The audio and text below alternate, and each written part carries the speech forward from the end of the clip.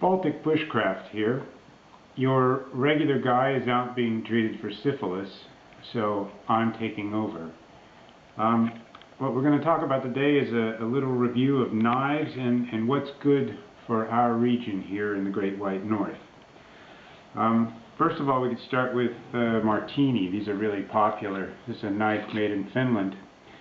I should say that I lost the case, or actually boiled it down into a case about this big when I tried to change the color of it by boiling it in dye.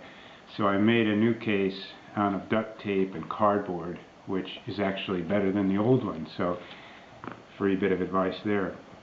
I don't like the Martini knives. I think the blades are cheap. Obviously they make them for export. This particular knife you can get for about $12 in the United States, but over here you pay about 20 euros for it. I never figured that out. Maybe the Finns are dumping product on the United States. What they are good for is the handle. You can sand it down and paint it in any pattern you want. Here I've got kind of an Arctic char pattern, and it makes a nice cheap gift if you can pick them up at the US prices. But I said the blades, I don't like it so much. For filleting it's okay, but a chef friend got me into these knives. This is a German knife, a Henkel's knife.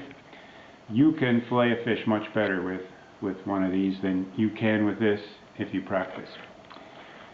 A couple other things. These are popular in the region.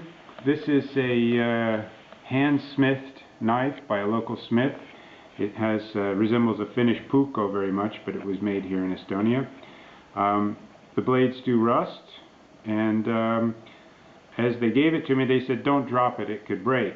So as you can imagine, I don't use this too much, though I have used it to open envelopes, and it's very good for that. And it might be good for the outdoors as well.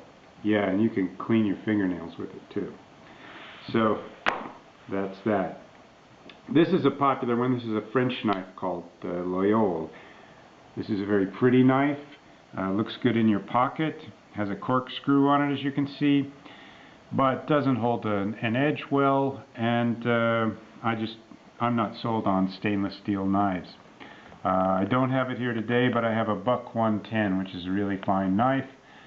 For you secular hunters, it's a bit difficult because it does come with a Christian message in it. But Loyola, I can't really praise them.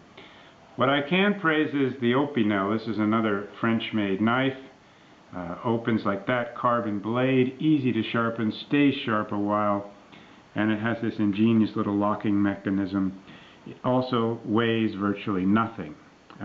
What I like to do is keep it in my fishing vest. It goes in a pocket. This is ideal for even a big salmon. You can gut it quite quickly with this. What? Bears, of course, too. But what viewers often ask me, they say, Baltic Bushcraft, what is your go-to knife for the post-apocalyptic environment? And you can see I don't have any tactical knives here, but what I do have is Henkel's. If I had to go out into the wilderness and live with just one knife, I think it'd be this one. You can cut down trees with it. There's a Leuco knife that can be pretty good. But this one, boy, let's say you got to defend yourself against a bear or something. This thing is a real pig sticker. Let's say, well, I'm an American, so I, of course, am always armed to the hilt. Let's say someone breaks into your house. What are you going to use against him? You're going to use this. You're going to go for this. I like to slash when I fight, like this, like this, like this. You can't beat this knife. So for the post-apocalyptic environment, Henkel's. And that's what I'm going to recommend for you. And that's it. Baltic Bushcraft today. A little free advertising for a competing website here. Check it out. Facebook page, Fly Fishing Estonia. Your regular Baltic Bushcraft guy, he'll be back next week when he's recovered from his syphilis.